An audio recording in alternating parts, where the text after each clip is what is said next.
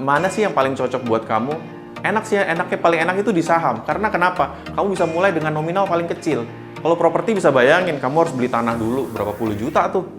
Atau di mainan hobi, atau di lukisan. Itu investasi juga, bisa naik nilainya. Tapi mulainya kan gede. Sedangkan di saham, kamu bisa mulai dari 100.000 aja bisa. Perhitungannya gimana?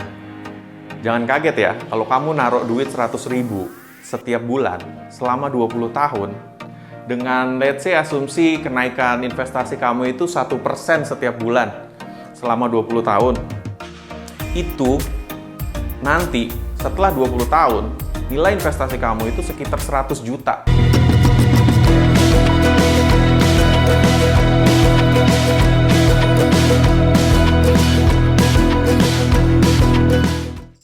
Hi workers, kerja udah bertahun-tahun, tabungan nggak ada, uang selalu habis. Coba financial planning.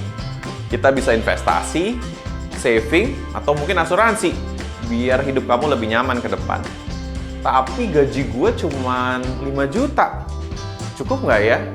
Tentu bisa. Makanya, tonton video ini sampai habis, biar gue jelasin. Halo, nama gue Marlo. Gue adalah praktisi di bidang investasi, khususnya dunia saham. Gue udah 15 tahun di dunia ini. Banyak sekali pertanyaan datang ke gue, dari karyawan gue, dari family, dari teman-teman gue. Nah, khusus sobat workers, pertanyaan yang paling sering datang ke gue itu, dengan gaji gue nggak jauh-jauh dari UMR ya, bisa nggak sih gue investasi? Investasi apa yang cocok buat gue? Apakah itu saham, properti, kripto, atau emas?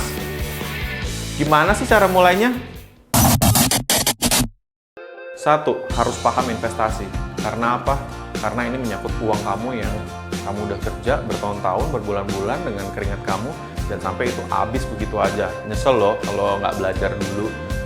Nah, balik ke definisi investasi. Definisi investasi itu apa? Investasi itu segala sesuatu yang kamu taruh uang, kamu tanemin modal, dan kamu mengharapkan cuan. Kamu mengharapkan cuan yang lebih. Beda dengan saving, karena orang-orang banyak beda tuh. Nggak bisa bedain antara saving sama investasi. Saving itu cenderung kamu tuh pengen nilai uang kamu sama. Tahun ini sama 20 tahun lagi itu sama. Kamu taruh 100.000 dapat 3 liter minyak goreng, tahun 20 tahun lagi sama tuh 3 liter minyak goreng. Tapi kalau investasi beda. Investasi itu kamu mau taruh 100.000 sekarang, kamu mengharapkannya 20 tahun lagi mungkin 10 liter dapatnya. 10 liter minyak goreng, itu ada lebih namanya, lebih dari save, lebih dari mengamankan nilai kamu, itu yang namanya cuan. The real cuan itu namanya. Nah, jenis-jenis investasi. Jenis-jenis investasi itu ada banyak ya guys. Kadang ada investasi di properti, ada investasi di saham, ada investasi di barang hobi. Nah, mana sih yang paling cocok buat kamu? Paling enak itu di saham. Karena kenapa? Kamu bisa mulai dengan nominal paling kecil. Kalau properti bisa bayangin, kamu harus beli tanah dulu berapa puluh juta tuh. Atau di mainan hobi, atau di lukisan. Itu investasi juga, bisa naik nilainya. Tapi mulainya kan gede. Sedangkan di saham, kamu bisa mulai dari 100.000 aja bisa. Perhitungannya gimana? Jangan kaget ya, kalau kamu naruh duit 100.000 setiap bulan selama 20 tahun, dengan let's say asumsi kenaikan investasi kamu itu 1% setiap bulan selama 20 tahun. Itu nanti setelah 20 tahun, nilai investasi kamu itu sekitar 100 juta. Bayangin, cuma 100.000. Kamu konsisten nabung setiap bulan, itu kamu bisa dapetin 100 juta. Itu nilai 1% satu bulan itu angka menghayal nggak sih?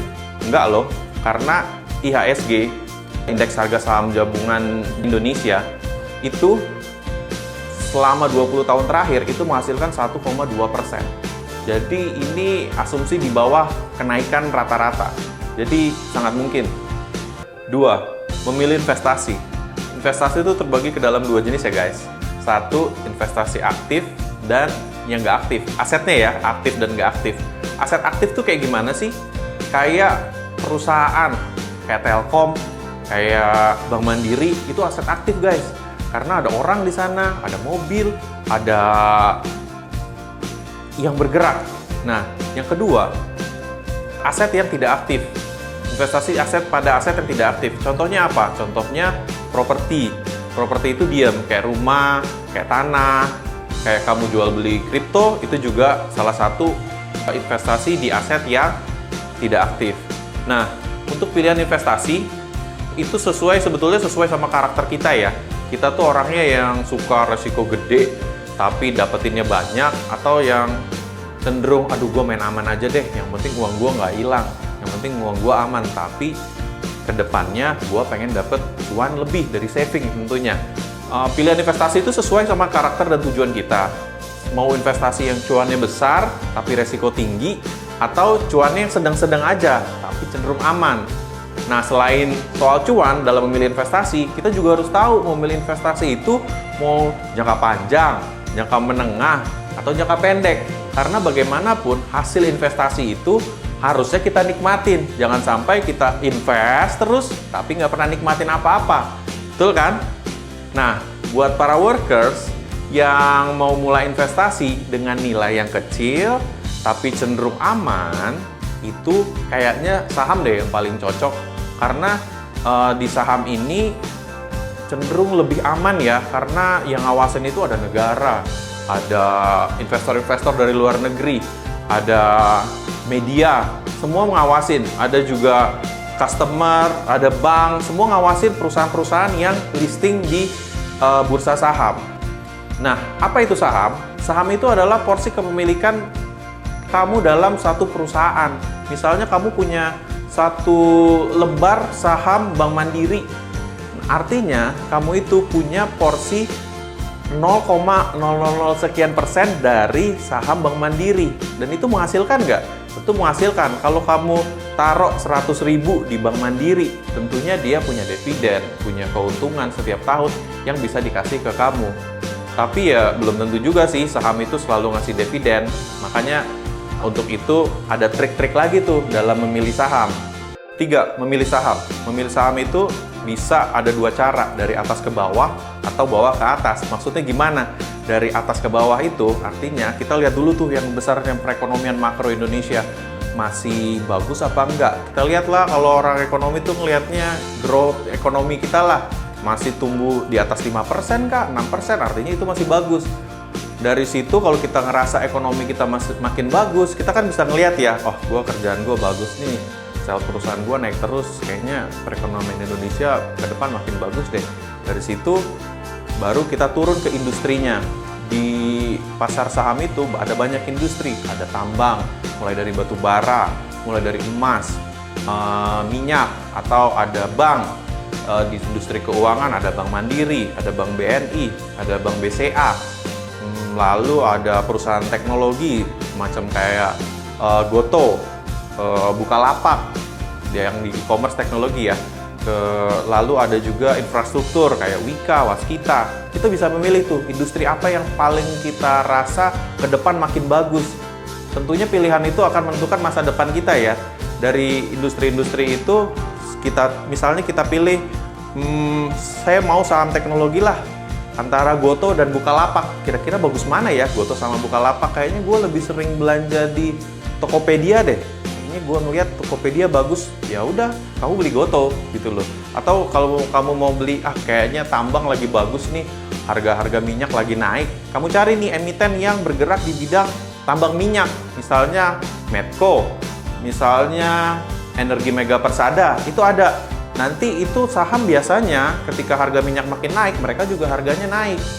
Dari situ kita bisa milih dari top to bottom. Bisa juga dari atas ke bawah ya. Kalau bisa juga dari bawah ke atas. Bawah ke atas itu kita suka sama perusahaan yang kita lihat-lihat aja. Misalnya kita pakai telepon, kita pakai Telkomsel nih. Kayak teman-teman gue pakai Telkomsel semua. Ya gue pengen beli sahamnya dong, kayaknya cuan deh, karena gue setelah bulan aja ngabisin 100.000 kali sekian puluh juta orang Indonesia, kayaknya semuanya pakai Telkomsel. Gue mau jadi part of kepemilikan Telkomsel. Ya kamu beli tuh saham Telkomsel. Dari situ kamu lihat ke atas tuh mulai industri telekomunikasi bagus nggak? Kalau masih bagus juga, lihat lagi Indonesia bagus nggak? Kalau semua komponen bilang yes, ya kamu beli. Itu untuk pemilihan saham. Nah, tentunya untuk pemilihan saham itu tergantung dari kamunya. Bagus atau enggak tergantung dari kamu. Kalau sulit, nanti gampang, kamu beli aja semuanya. Bisa kok, bisa aja. Kamu beli slot. 100 lembar ya kalau di Indonesia ya. Namanya satu lot. Kamu beli itu masing-masing, misalnya Telkom satu lot. Kamu beli Astra satu lot. Kamu beli Bank Mandiri satu lot. Kamu bisa nyicil, tiap bulan kamu bisa nyicil. Akhirnya kamu punya semua. Kalau ketika kamu punya semua, itu rata-rata biasanya growingnya itu kayak perekonomian Indonesia lah. Kalau kita lagi naik, itu saham ikutan naik. Kalau kita lagi slowing down atau turun, sahamnya mungkinan ada koreksi-koreksi sedikit. Biasanya sih seperti itu ya. Risk dan return, yang keempat ya. Risk itu resiko. Kalau sebetulnya bahasanya itu dari kata bahasa Arab ya. Artinya risky. Sebetulnya di balik resiko itu ada risky. Jadi sebetulnya sama tuh. Ketika kamu ngarapin risky yang luas, yang lebih banyak, resikonya juga akan ngikutin.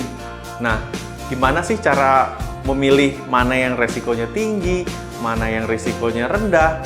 Ya, di saham itu kita bisa lihat dari fluktuasinya, misalnya dari keuntungannya besar apa kecil, dari kestabilan keuntungannya. Tahun ini untung besar, tahun depan untungnya kecil, tahun depannya lagi rugi. Itu kita bisa lihat tuh historicalnya di saham. Balik lagi, kita maunya yang mana? Kita mau untung besar, untung kecil, apa? Aduh, gue biasa aja deh. Nah, buat para workers, saran saya untuk dalam memilih saham ini, ya karena kita masih baru, masih awal-awal, dan ini juga untuk investasi jangka panjang kita, pilih dengan investasi dengan yang resikonya medium ke rendah lah ya. Misalnya saham-saham blue chip. Karena untuk kamu investasi itu, yang penting itu konsisten. Kamu naruh 100.000 setiap bulan dengan keuntungan yang normal. Misalnya yang saya bilang tadi, 100.000 kamu tiap bulan naruh, untungnya cuma 1%. Kamu selama 20 tahun itu nanti kamu dapat 100 juta. Belum lagi misalnya kalau kamu tambahin tuh 4 tahun pertama kamu 100.000. Tahun berikutnya kamu tambah 100.000 lagi jadi 200.000. Selama 4 tahun kamu nabung lagi 200.000. Kamu tambahin lagi 100.000 di 4 tahun berikutnya. Sampai dengan 20 tahun kamu kan 500.000 tuh terakhirnya. Itu kira-kira kamu ngumpulin duit sekitar 212-an juta lah kalau perhitungan matematikanya ya. Dibanding kamu nggak naruh di saham. Kalau nggak naruh di saham atau kamu simpan aja dalam celengan, itu paling masih 72 juta. Kan lumayan kan, dibanding 72 juta mendingan 200 juta. Tapi kamu nabungin pelan-pelan, resikonya rendah, hasil yang kamu dapetin ketika kamu umurnya 40-an juga tinggi, dan kamu bisa menikmatin investasinya. Nah, dari penjelasan tadi, workers sudah nggak perlu ragu lagi kan untuk memulai investasi, meskipun penghasilannya nggak jauh-jauh tuh dari UMR. Jadi, sudah tahu ingin berinvestasi apa? Atau mungkin kalian sudah pernah mulai investasi? Tulis pengalamannya ya sama pertanyaanmu di kolom komentar. Jangan lupa untuk follow IG di @workerspedia untuk info seputar dunia kerja, dan kunjungi website www.swapro.co.id untuk mengetahui lowongan kerja apa saja yang tersedia. Jangan lupa juga untuk subscribe channel Workerspedia untuk update video terbaru seputar dunia kerja ya. Saya Marlo, mohon undur diri, satset, langsung dapat kerja di Workerspedia.